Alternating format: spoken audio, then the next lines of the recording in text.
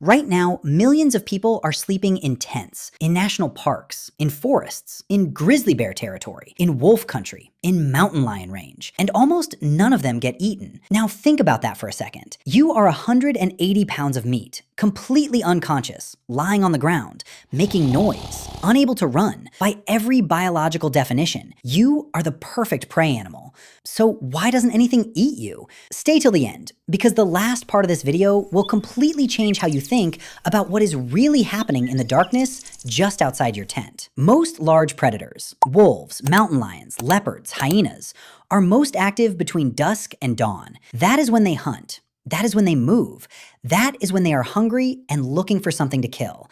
And they absolutely know you are there. A grizzly bear can smell you from 20 miles away. A wolf can hear your heartbeat from over a mile away in the right conditions. A mountain lion could be sitting 30 feet from your tent right now, and you would have absolutely zero idea. They are not missing you. They are choosing to leave you alone. The question is why? Act 1. You don't compute. Here is the first thing you need to understand about predators. They are not built to be brave. They are built to survive. And in the wild, those are two very different things. A wolf that takes unnecessary risks does not live long enough to pass on its genes. A lion that charges into something it does not understand does not eat tomorrow. Every large predator alive today is a descendant of animals that were cautious. Deeply, instinctively cautious. And here's the thing about you. You feel completely wrong to them. You do not move like prey. You do not smell like prey. You do not sound like prey. A deer freezes when it senses danger. A rabbit bolts. Every prey animal on the planet has a predictable response to a threat, and predators have spent millions of years learning to read those responses perfectly. But you have none of those responses. You sleep completely still for hours. You breathe at a slow, steady rhythm. You make no attempt to flee. You radiate heat. You carry strange smells, synthetic fabrics, food, chemicals, fire. To a predator encountering a human for the first time, nothing about you computes. And animals are deeply, instinctively suspicious of things that do not compute. There is a concept in animal behavior called neophobia, the fear of the unfamiliar. Most large predators have it for a very good reason. In the wild, the things you do not recognize are the things most likely to kill you. A new smell, a new sound,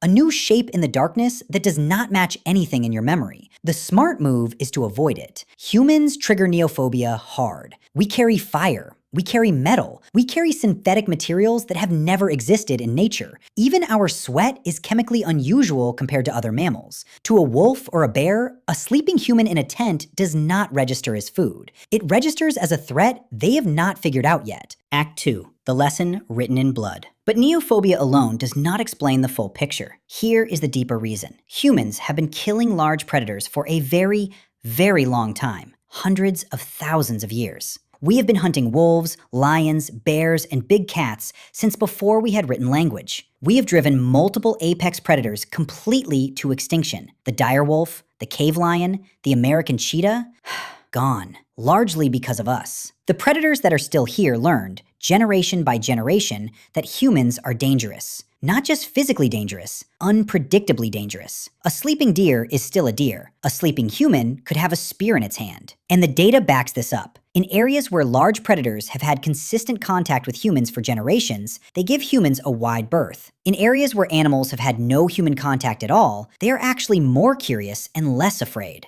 The fear has to be learned, and most populations of large predators have had thousands of years to learn it. Act 3, when it goes wrong. So what about the attacks that do happen? Because they do. People get attacked by mountain lions on trails. Campers get mauled by bears. But notice something important. Almost none of those attacks happen while the person is sleeping. When they do, there are almost always 3 reasons. Food. A bear that has learned to associate campsites with food stops seeing humans as a threat and starts seeing them as a source. A fed bear is a genuinely dangerous bear, not because it got brave, but because the equation changed. Desperation. A starving predator, injured and unable to hunt normally, may override its instincts out of pure necessity. The famous man-eating lions of Tsavo that killed dozens of railway workers in Kenya in 1898 were found to have severe dental damage, making normal hunting nearly impossible. Surprise! A human who accidentally corners an animal or stumbles across a mother with cubs gets attacked not as prey, but as a threat. The animal is defending, not hunting. Notice what is not on that list. A predator that calmly chose to attack a sleeping, harmless human for food. That almost never happens. Here is the number that should genuinely stop you cold. The National Park Service records every significant wildlife encounter in American parks. Millions of people camp in bear and mountain lion territory every single year. The number of fatal predator attacks on sleeping campers across all of recorded national park history?